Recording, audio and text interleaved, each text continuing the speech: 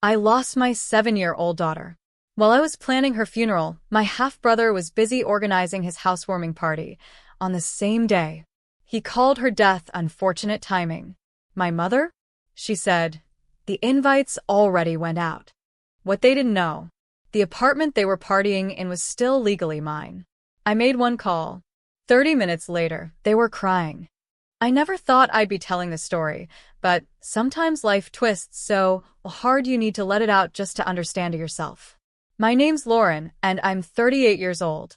I live just outside Portland, Oregon, in a quiet little suburb with tall pine trees, friendly neighbors, and the kind of peace I used to think would last forever. I was a freelance interior designer, raising my daughter, Sophie, my heart, my light, my everything. She was 7 years old. Bright. Full of questions. Loved bedtime stories, and used to talk to the sun like it was her best friend. Even after my divorce from Daniel, things were okay. We'd been married nearly a decade, but somewhere along the way, we realized we were better friends than husband and wife. He was a tech entrepreneur, quiet, organized, always thinking 3 steps ahead. When we separated, he didn't turn bitter. In fact, he made sure I was set up. He left me the house and our beachside rental in Seaside, a cozy little property that brought in enough income to keep things steady. We co-parented Sophie like a team. Every other weekend, he'd take her to the bookstore or for pancakes, or just to walk by the water. I knew how lucky I was that, even after everything, we stayed civil. Supportive, even. But family, well, that's where things get messy. My childhood was complicated. My parents split when I was about 8, and Mom, Cynthia, didn't waste much time remarrying. Her new husband, Walter, was a decent man on the outside, but he had a way of making me feel like an outsider in my own home. They had a son together, my half-brother, Ryan. He was 4 years younger than me, and though we grew up under the same roof, it always felt like we were living separate lives. Ryan and I were never close. He was quieter, more reserved, but there was always this edge. A silent resentment. I got more attention from our grandfather, Mom's dad. I got help with college. Ryan didn't. I worked hard, but I could always feel him watching like he was keeping score. Our mom never helped. She always babysat him, always excused his lazy attitude. He's just trying to find his way, she'd say. Even when he bounced from job to job, or spent months unemployed, she'd defend him. At the time, I didn't think much of it. I was busy building my life, raising Sophie, keeping things together. Then, everything shifted the day my grandfather died. He was the one person in my family who always made me feel seen. Every Sunday, Sophie and I would visit him. We'd bring pastries or groceries, and he'd tell her old stories from when he was a boy in Montana. He had this old apartment downtown, a simple place with creaky floors and a view of the streetcar line. I didn't expect to inherit anything. He never made a big deal of money. But at the reading of his will, I learned he'd left the apartment to me. It was a shock. A quiet, powerful one. And, looking back, it lit the fuse that set everything else on fire. A few weeks later, Mom called and invited me over for coffee. It felt normal enough, until I walked in and saw Walter already sitting at the table with that heavy look on his face, the one he got when he wanted something but tried to look polite about it. Lauren, my mother began, pouring coffee into the mug I always used, we need to talk about your grandfather's apartment. I should have known right then it wasn't going to be a friendly chat. Walter leaned in, the chair creaking beneath him. You've got the house, the beach rental, and now this apartment. Don't you think it would be fair to share? I didn't say anything, just wrapped my hands around the warm mug and listened. Ryan's been in that cramped place for years, Mom added, her voice dripping with that tone she used when she was trying to sound gentle but wasn't. He's barely getting by on his warehouse shifts. The apartment isn't even that valuable, and with Sophie's situation, we know you've got a lot on your plate already. There it was. The guilt, the pressure, the suggestion that because I had more, I owed more. And to be fair, they weren't wrong about one thing. Sophie's health had started to change. At first, it was just fatigue. Then bruises. Pale skin. She'd nap more often, skip meals. The doctors told me kids go through phases. But my gut told me something wasn't right. I was trying to balance work, hospital visits, and pretending everything was okay for Sophie's sake. So, when they asked me to let Ryan stay in the apartment temporarily, I gave in. I didn't have the strength to argue. Fine, I told them. Just for now. I'll deal with the paperwork later. Ryan was thrilled, of course. Hugged me like we were suddenly best friends. Said he'd throw a small get-together to celebrate. At the time, it didn't seem like a big deal. I had bigger things to focus on. Because shortly after that, the tests came back. The real ones. And Dr. Reynolds sat across from me, his hands folded, his eyes heavy. "It's acute lymphoblastic leukemia," he said. I remember the way Sophie looked up at me from her hospital bed, too tired to even ask what that meant. Daniel was at my side, his hand gripping mine. We didn't speak, because what could we say? The weeks that followed were a blur. Chemo. Meds.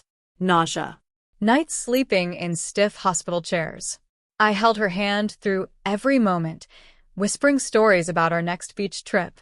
One morning, she smiled and asked, "Mommy, can we go back to the sand when I get better?" "Of course, baby," I whispered. "As soon as you're strong enough." For a little while, there was hope. She smiled more. Her appetite returned. Dr. Reynolds even said she was responding well to the new protocol. I started to breathe again. Just a little. And that's when everything truly fell apart. But I'll get to that. You need to understand this part first. You need to understand how far someone can fall before they realize they have to climb back up alone. Things seemed to be settling just a little. Sophie was starting to laugh again. She'd even asked to paint one of the walls in her room blue, said it would make her feel like she was sleeping under the sky. I told her we'd do it together as soon as she got home. I clung to that image. The two of us, paintbrushes in hand, her little nose wrinkled in focus. It gave me something to hold on to when the nights got long, and the hospital lights felt too bright. Dr. Reynolds kept us cautiously hopeful.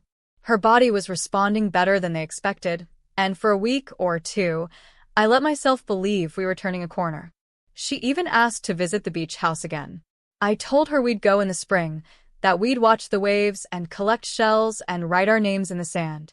Sophie's favorite book was about a little girl who spoke to the ocean like it was alive. She used to ask me if the sea could hear her. I always said yes. Meanwhile, I hadn't thought much about the apartment. Ryan had moved in without much fuss, and although he'd made a few passive remarks about making it his own, I was too tired to care. I didn't even have the energy to call the lawyer and start the paperwork. I just needed all of me to stay upright for Sophie.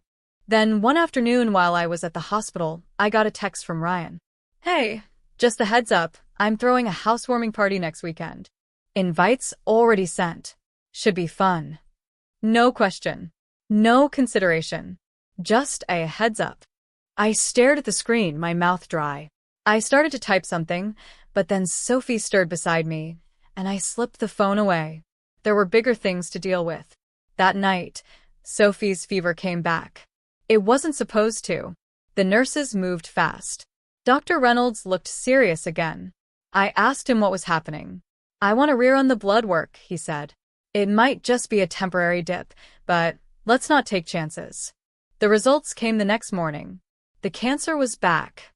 Aggressive. Spreading. I didn't ask for numbers. I didn't want to know how long we had. I just needed to be present every single moment. I called Daniel, and he rushed over. He barely said a word, just held Sophie's hand like it was the only thing keeping him from falling apart. That night, as I sat in the hospital chair watching her sleep, I texted Ryan. Told him about the funeral plans.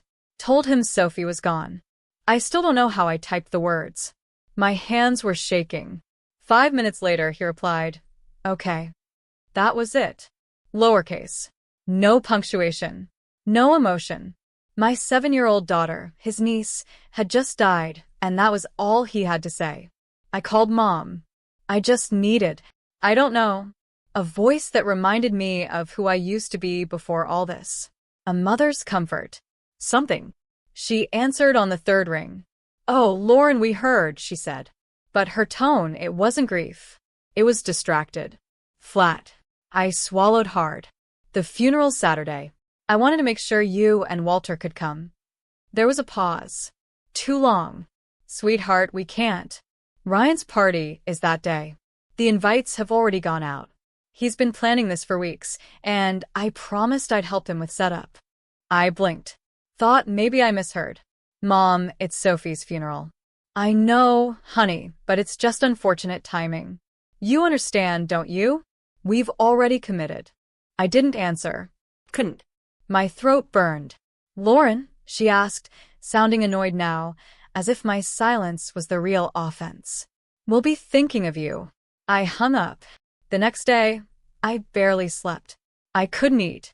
I couldn't cry. I just kept looking at Sophie's favorite stuffed dolphin, sitting at the edge of her bed like it was waiting for her to come home. And then something inside me changed. Snapped. Not loud, but final. Like a lock clicking into place. I called my lawyer, Mr. Garland. I asked him to confirm. Had the apartment paperwork ever been signed over to Ryan? No, he said after checking. Everything is still legally in your name. Then I called the non-emergency police line and explained that people were planning to use my apartment for an event, without permission. I gave them the address. I kept my voice calm, controlled. Saturday came. I dressed in black. Daniel stood beside me at the service, his hand never leaving mine. Sophie's photo sat at the front, smiling, holding a flower-crowned she'd made the summer before. Friends came, neighbors. Even my cousin Emily drove 5 hours to be there. But Mom and Ryan? Nowhere. They were too busy setting up balloons and finger foods. I left the service quietly. Drove to the apartment. The music hit me first. Loud, fast, upbeat. I could see people through the window, dancing, drinking, laughing. It looked like a scene from someone else's life. Then the police arrived. I walked up behind them as they knocked. Ryan opened the door, smiling wide, until he saw me standing there. His face changed fast. "What's going on?" he asked. One of the officers turned to me. "Ma'am, can you confirm this is your property?" I handed over the documents. My name, in black and white. I looked Ryan in the eye. You didn't ask. You assumed. You don't get to throw a party in my place on the day I buried my daughter. Lauren, what the hell? He started. The officer raised his hand. Sir, we're going to need everyone to vacate the premises. People started gathering their things. I watched as Ryan's friends trickled out, casting glances at him like he was some spectacle. He looked back at me, furious. You always think you're better than me, he spat. You got everything. The money, the sympathy.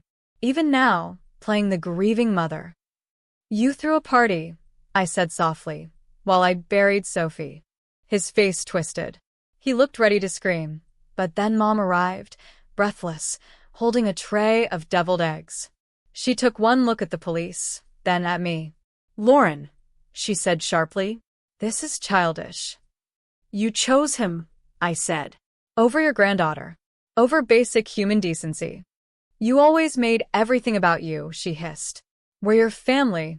No, I said. Not anymore. They watched as I walked away. I didn't look back. I couldn't. Because what came next, what Ryan would do after, would only prove how right I was. After the police cleared out the apartment and I walked away from Ryan and my mother standing there in disbelief, I felt something I hadn't felt in a long time. Clarity. Not relief, not peace, but something sharp and steady. Like I had finally peeled off a mask I'd been wearing for years. I had spent so much time trying to hold everything together, trying to be the good daughter, the responsible sister, the peacemaker, that I hadn't noticed how much of myself I'd been losing in the process. That night, I went home and sat on the edge of Sophie's bed. Her room still smelled like lavender and crayons. Her blue hoodie hung on the back of her chair. I didn't cry. Not then. I just sat with her silence, letting it wrap around me. And in that stillness, I made a promise to her and to myself. I wouldn't let the people who disrespected her memory have even one more ounce of my energy. The next morning, I did what I should have done long ago. I logged into my bank account and canceled the monthly transfer I'd been sending to my mother and Walter for years. $2,000 every month, like clockwork. I'd been doing it since I got my first steady clients as a designer. At first, it felt like the right thing to do. They said they were struggling, and I wanted to help. But it never stopped. Every time I tried to step back, they found a new reason. A car repair, a roof leak, a small loan for something that always turned into a gift. They came to expect it.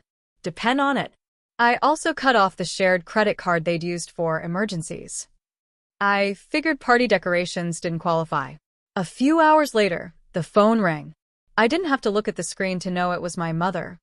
I let it go to voicemail. The message came through a minute later, tight, shaky. "Lauren, please call me. We need to talk about this.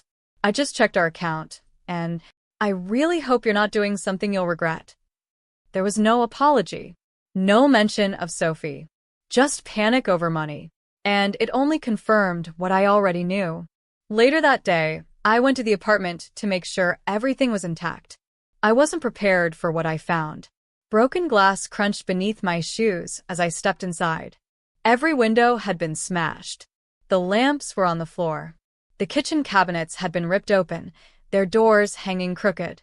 Graffiti, spray-painted words I won't even repeat, covered the living room wall. My heart didn't race. My hands didn't shake. I just stood there, staring at the mess, and felt still. I went home, pulled up the security camera footage I had installed just weeks before, and there he was, Ryan. Clear as day. Stone-faced, furious, drunk maybe, but completely aware of what he was doing. I watched him go from window to window, rock in hand, jaw clenched. It was methodical, personal. I sent the footage to the police and filed a report the same day. 2 days later, I got another call. This time it was from a number I didn't recognize. I picked up, and it was Ryan. "You seriously call the cops on me?" he snapped. "You're unbelievable. You broke into my property," I said calmly. "You destroyed it. It was mine. You promised." "I never signed it over," I said. "You know that. And even if I had, what you did was criminal. You're ruining my life." "No, Ryan," I said. "You did that all on your own." He hung up, and I didn't hear from him again, at least not directly. The footage eventually made its way online, thanks to a neighbor who'd seen the aftermath and posted about it. The video went viral within days. People were outraged. Some recognized him from the city's job board. Turns out Ryan had finally landed a decent position with the local housing department. That ended quickly. He was fired the same week the story blew up. My mother called again, crying this time. "He's lost everything," she said.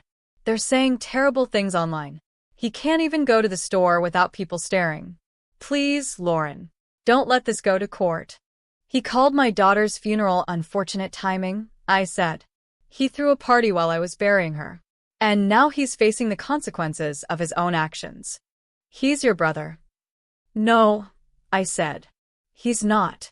She started to say something else, but I hung up. I wasn't angry. I wasn't bitter.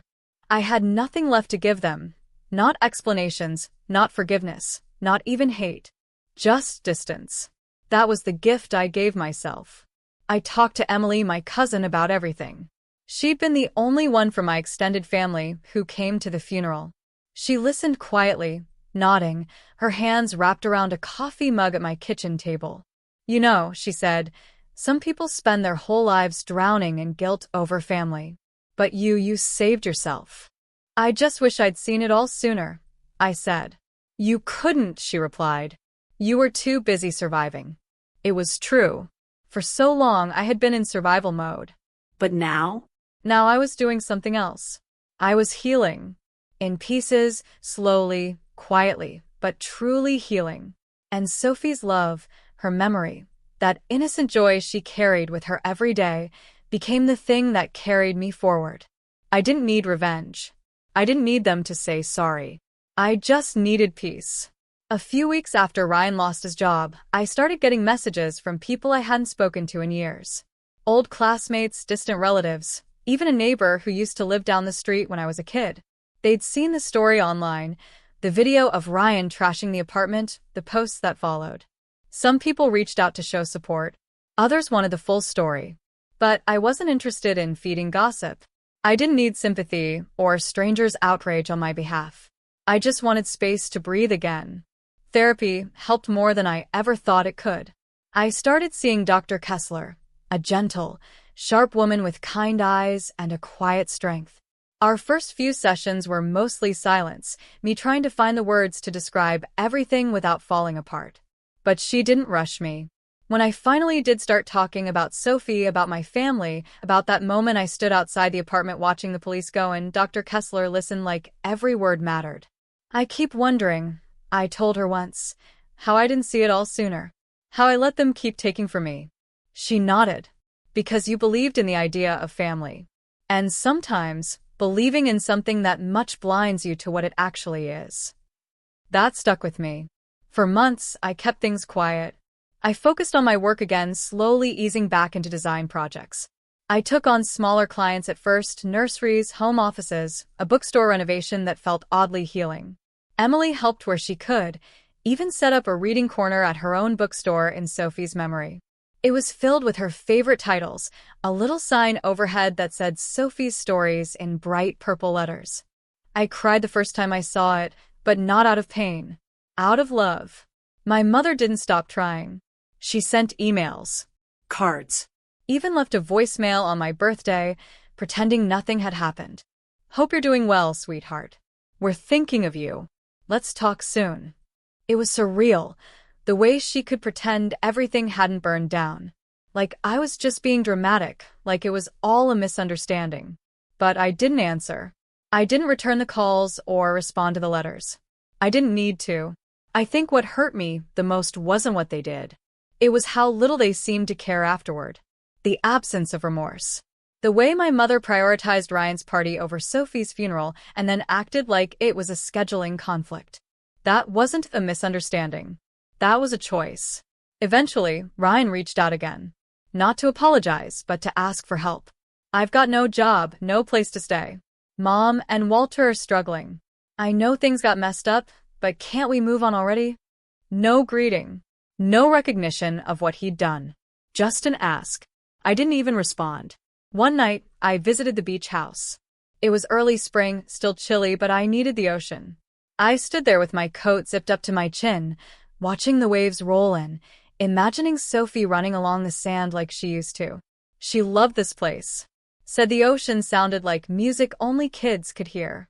I sat on the porch for hours just listening, letting the sound of the sea remind me that life moves. Even after loss. Even after betrayal. It moves. I brought a journal with me and started writing for the first time since Sophie died. Just small things, memories, little quotes she used to say, drawings of stars and waves.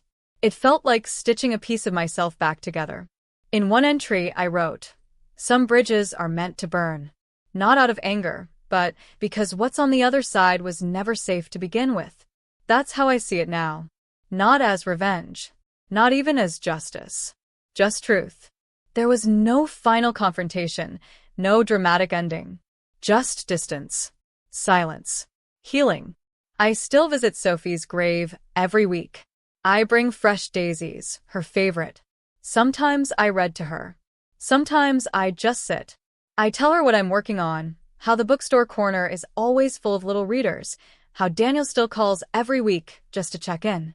I tell her that her memory is still the strongest thing in my life. I don't miss Ryan. I don't miss my mother. I miss who I hoped they'd be. That's different. I've learned something powerful. Grief doesn't always come from loss. Sometimes it comes from letting go of people who are still alive but no longer deserve space in your life. Sophie taught me about unconditional love. Quiet, joyful, real.